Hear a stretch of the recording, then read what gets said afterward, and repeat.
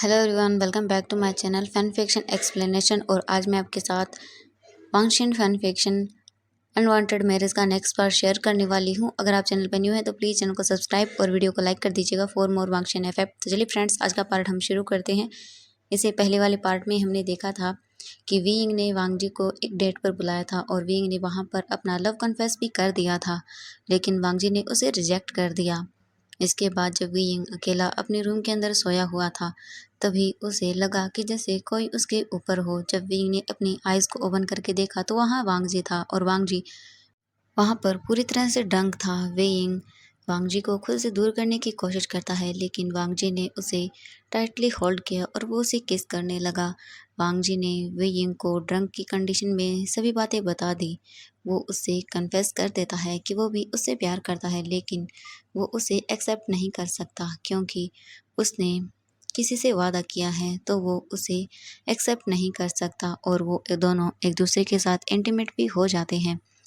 अब हमें मॉर्निंग का सीन दिखाया जाता है। मॉर्निंग के अंदर जब वांग जी उठा तो उसने देखा कि वी यिंग अभी भी उसके ऊपर ही सोया हुआ है। जब वांग जी ने विंग को खुद से दूर करने की कोशिश की तो वी यिंग ने कहा कि वांग जी प्लीज़ अभी मत उठो, तुमने मुझे कल रात सोने नहीं दिया है, अब प्लीज़ मुझे आराम से सोने दो। ये बोलकर वो फिर से वांग जी को हक कर कर सो जाता है।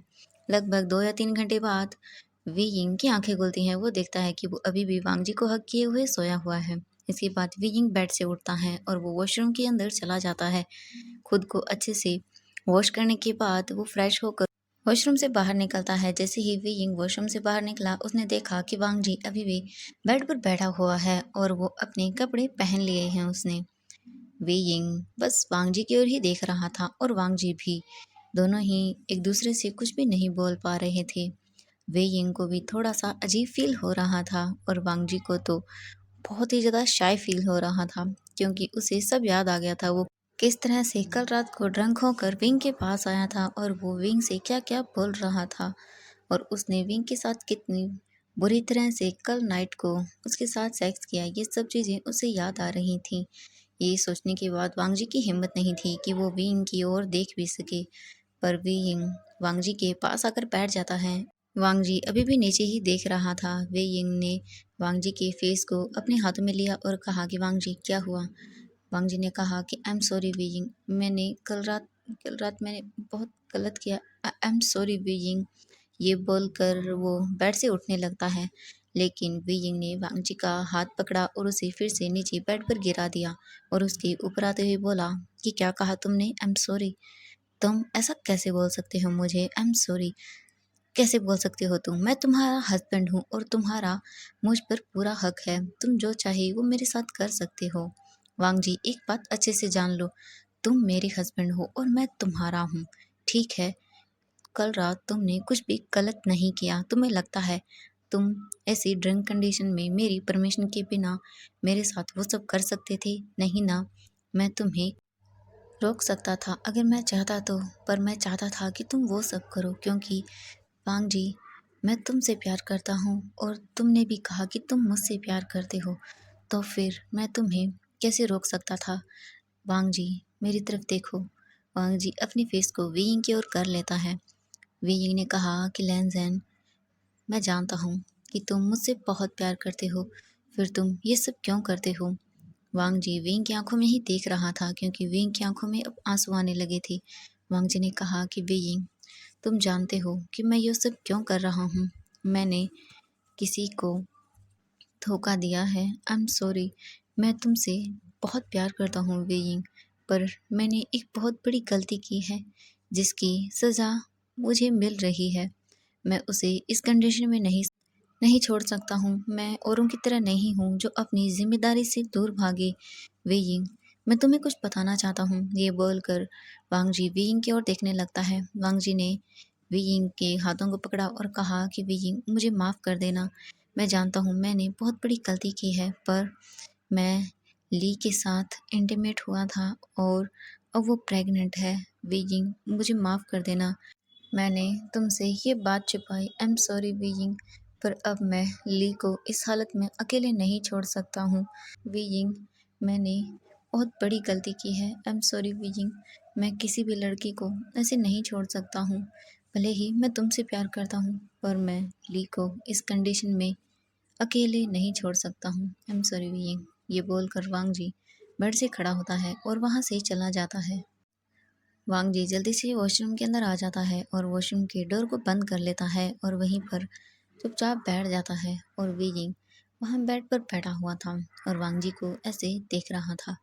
वियिंग ने अपने मन में कहा कि ओहो, मेरी बिल्कुल इनोसेंट से वांग जी, तुम कितने इनोसेंट हो, तुम्हें कोई भी बेवकूफ़ बना सकता है, लेकिन मैं उस ली को छोड़ूंगा नहीं। तुम देखना वांग जी, मैं उस ली का क्या हाल करता हूँ। ये बोलकर वो स्माइल करता है और वो रूम से बाहर चला गया।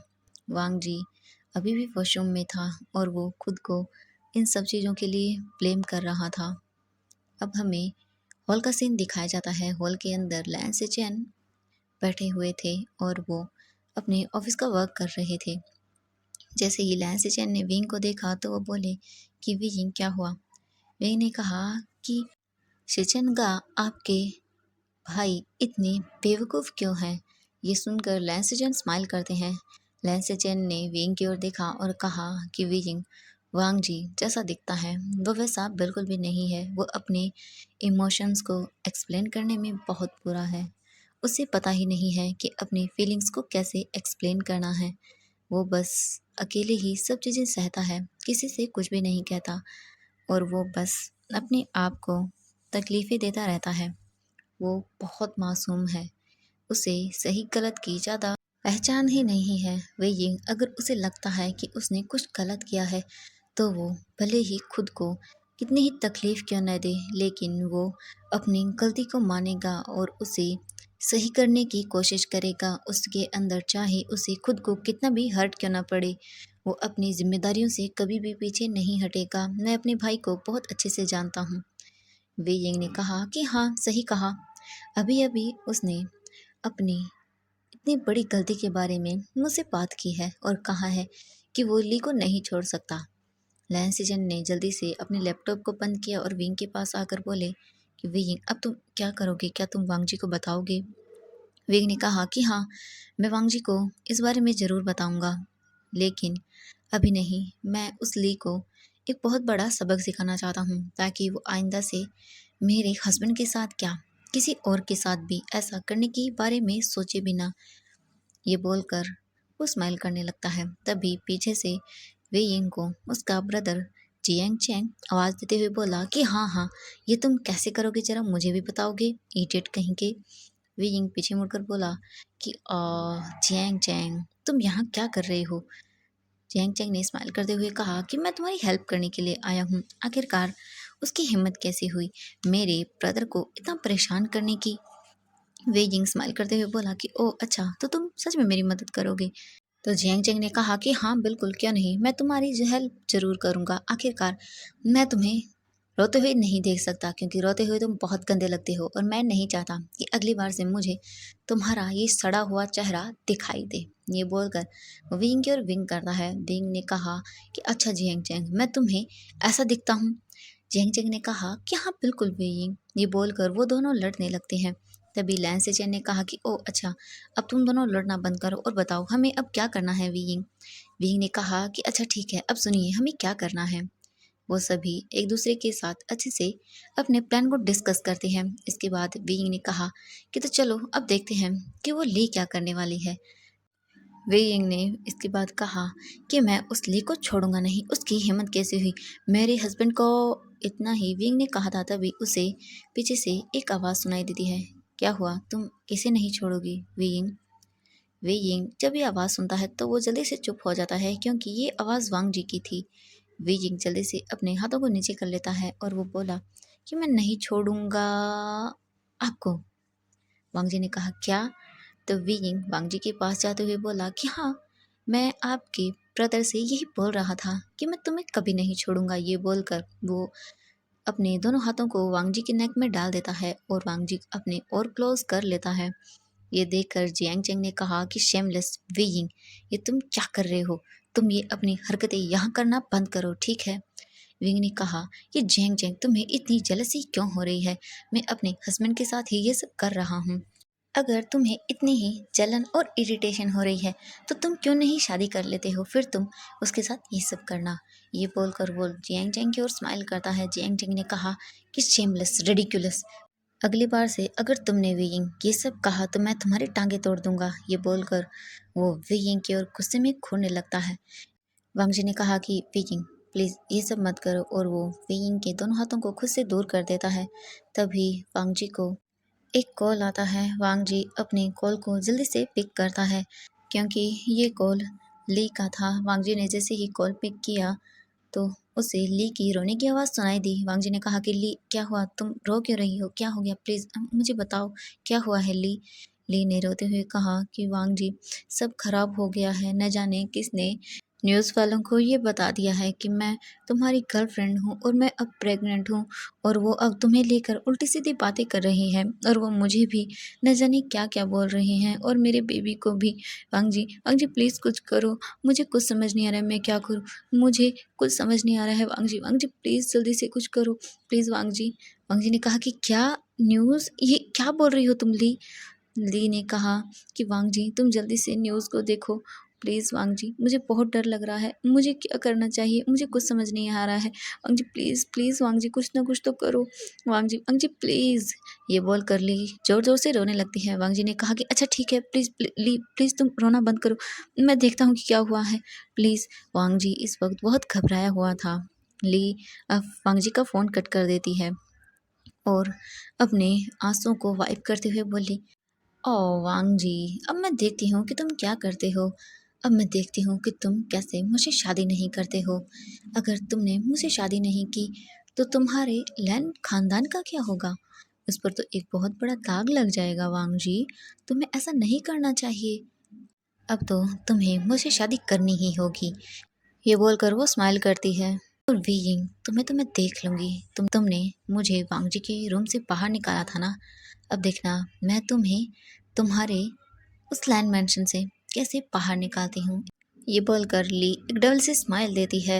इसके बाद अब हमें लैंड मैंशन का सीन दिखाया जाता है। वांग जी के हाथ से फ़ोन नीचे गिर चुका था। वांग जी ने घबराते हुए कहा कि नहीं, ये कैसे हो सकता है। लैंड सेचर ने कहा कि वांग जी क्या हुआ, तुम इतने डरे हुए क्यों हो। वांग जी ने कहा कि ब्रदर ब्रदर वो ली के बारे में न्यूज़। लैंड सेचर ने कहा क्या।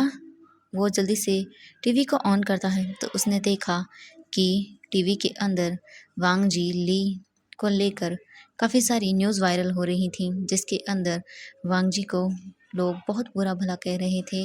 उसे एक लड़के के साथ ये सब करके उसे छोड़ने का इल्ज़ाम भी लगा रहे थे। वांग जी ये देखकर बहुत ही ज़्यादा गिल्टी फील करने लगता है।